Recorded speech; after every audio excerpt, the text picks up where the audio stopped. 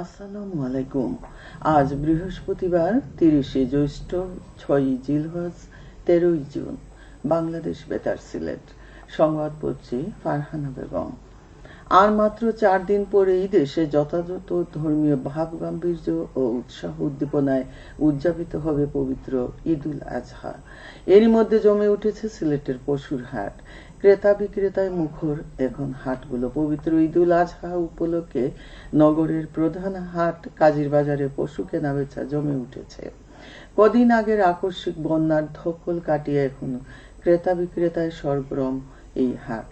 ক্রেতা বিক্রেতা কাজীর বাজার ছাড়াও আজ থেকে নগরের 8টি স্থানে বসবে অস্থায়ী পশুর হাট।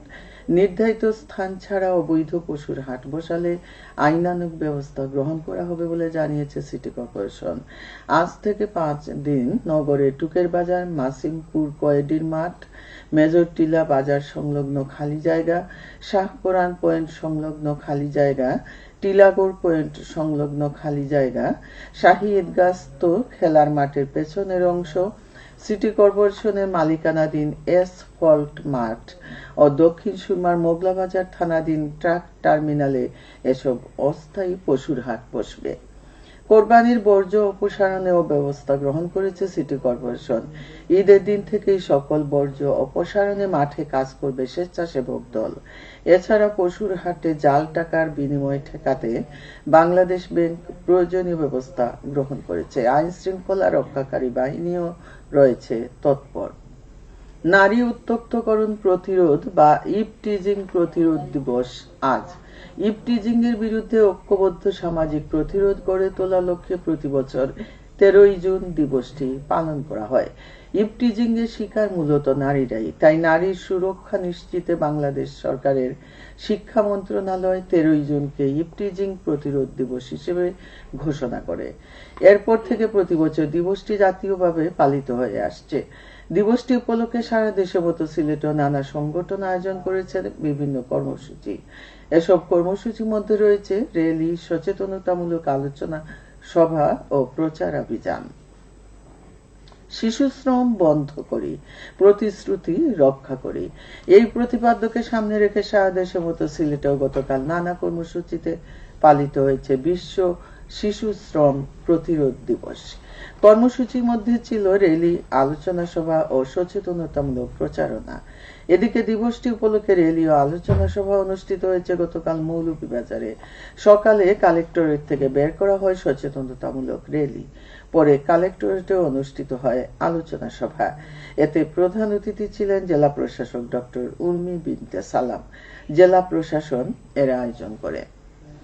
আর্থসামাজিক উন্নয়নে মসজিদ ভিত্তিক শিশু ও গণশিক্ষা কার্যক্রম প্রকল্পের গুরুত্ব শীর্ষক সেমিনার অনুষ্ঠিত হয়েছে গতকাল সিলেটে ইসলামিক ফাউন্ডেশন অডিটোরিয়ামে আয়োজিত এই সেমিনারে প্রধান অতিথি ছিলেন বিভাগীয় কমিশনার আবু আহমদ সিদ্দিকী। জেলা প্রশাসক শেখ রাসেল হাসানের সভাপতিত্বে সেমিনারে বিশেষ অতিথি ছিলেন RRF কমান্ড্যান্ট মোহাম্মদ হুমায়ুন কবির।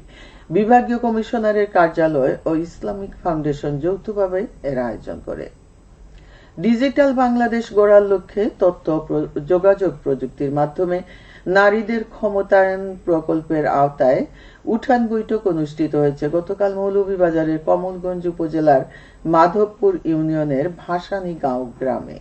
বৈঠকে বাল্যবিয়ে, নারী নির্যাতন, নারীর স্বাস্থ্য, স্যানিটেশন, মাদকাসক্ত রোধ সহ নানা সমস্যার সমাধান ও ব্যবস্থা, সর্বজনীন পেনশন স্কিম, নারী উদ্যোক্তা বিষয়ে আলোচনা করা হয়।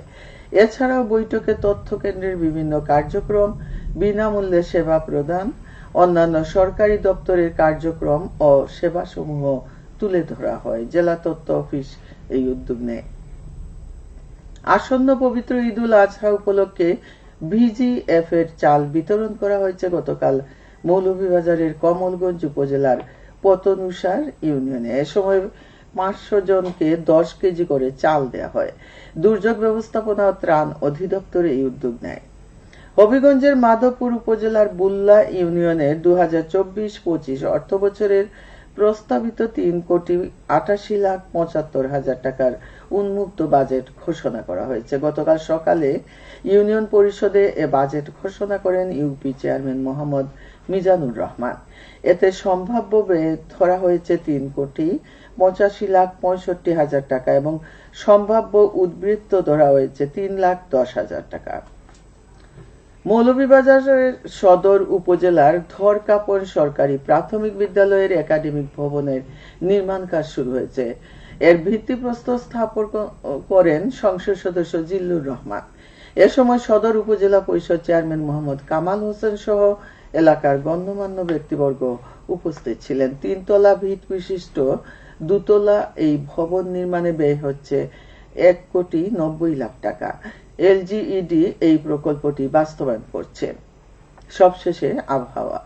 আজ বেলা 1টা পর্যন্ত পূর্বাভাসে বলা হয়েছে সিলেট ও পার্শ্ববর্তী এলাকায় দক্ষিণ দক্ষিণ পূর্ব দিক থেকে অস্থায়ীভাবে ঘন্টায় সর্বোচ্চ 60 কিলোমিটার বেগে ঝড়ো হাওয়া বয়ে যেতে পারে। সে সঙ্গে হতে পারে বৃষ্টি অথবা বজ্রসহ বৃষ্টিপাত। এসব এলাকার নদীবন্দর সমূহকে 1 নম্বর সতর্কতা সংকেত দেখিয়ে যেতে বলা হয়েছে। আজ সিলেটে সূর্যোদয় হয়েছে 5টা 2 এবং সূর্য অস্ত যাবে সন্ধ্যে 6টা 42। সংবাদ শেষ হলো। পরবর্তী স্থানীয় সংবাদ প্রচারিত হবে দুপুর 1টা 5। বাংলাদেশ বেতার